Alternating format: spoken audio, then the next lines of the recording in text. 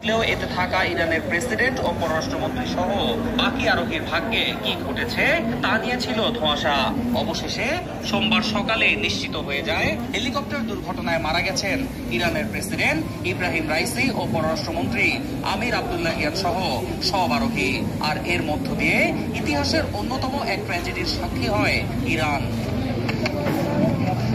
মূলত খারাপ আবহাওয়া ও কুয়াশার কারণে হেলিকপ্টারটি দুর্ঘটনার কবলে পড়লেও এটি কেবলই নিছক একটি দুর্ঘটনা নাকি নাশকতা তা নিয়ে প্রশ্ন দেখা দিয়েছে নানা মহলে।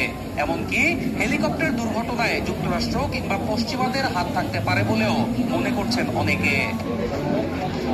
দুর্ঘটনার কারণ নিয়ে বিভিন্ন মহলে এমন প্রশ্নের পেছনেও রয়েছে বেশ কিছু যুক্তি। আর এতে যে বিষয়টি ঘুরে ফিরে সবচেয়ে বেশি আলোচনায় তা হলো দুর্ঘটনা কবলিত হেলিকপ্টারটি ছিল যুক্তরাষ্ট্রের তৈরি। বিবিসির এক প্রতিবেদনে বলা হয় ইরানে বিধ্বস্ত হওয়া হেলিকপ্টারটি ছিল যুক্তরাষ্ট্রের তৈরি বেল 212 মডেলের। তবে 1979 সালে ইসলামী বিপ্লবের পর ইরানের কাছে এই মডেলের আর কোনো হেলিকপ্টার বিক্রি করেনি যুক্তরাষ্ট্র। রোববার আজারবাইজান সীমান্তবর্তী এলাকায় একটি বাঁধ উদ্বোধন করতে যান ইব্রাহিম রাইসি। সেখানে আজারবাইজানের প্রেসিডেন্ট ইলহাম আলিয়েভও ছিলেন। সেখান থেকে নিয়ে পূর্ব আজারবাইজান প্রদেশের রাজধানী তাবরিজে ফিরছিলেন রাইসি ও তার সঙ্গে থাকা অন্য কর্মকর্তারা।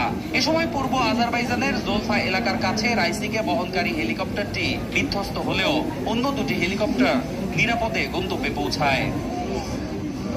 মূলত এ কারণেই দুর্ঘটনার পেছনে কোনো নাশকতা সন্দেহের ডালপালা মেলতে শুরু করেছে। তিনটি হেলিকপ্টারের মধ্যে বাকি দুটি হেলিকপ্টার নিরাপদে গন্তব্যে পৌঁছালেও কেবল ইরানের প্রেসিডেন্ট ও পররাষ্ট্রমন্ত্রীকে বহনকারী হেলিকপ্টারটি দুর্ঘটনার শিকার হওয়ায় বিষয়টি সহজভাবে মেনে নিতে পারছেন না কেউই। সেই সঙ্গে হেলিকপ্টারটি যুক্তরাষ্ট্রের তৈরি অত্যন্ত পুরাতন একটি মডেলের হওয়ায় দুর্ঘটনায় ওয়াশিংটনের কোনো হাত রয়েছে কিনা তা নিয়েও প্রশ্ন তুলছেন অনেকে। যদিও ওয়াশিংটন বলছে হেলিকপ্টার দুর্ঘটনায় নাশকতার কোনো আলামত এখন পর্যন্ত পায়নি মার্কিন গোয়েন্দা বিভাগ। তবে এটি দুর্ঘটনা হোক কিংবা নাশকতা হোক, ইরানের প্রেসিডেন্টের এমন মর্মান্তিক মৃত্যু আগামী দিনগুলোতে বিশ্ব রাজনীতিতে বড় ধরনের প্রভাব ফেলবে বলে মনে করছেন বিশ্লেষকরা। অন্যয় কর্মকার, নিউজ ডেস্ক, দেশ টিভি।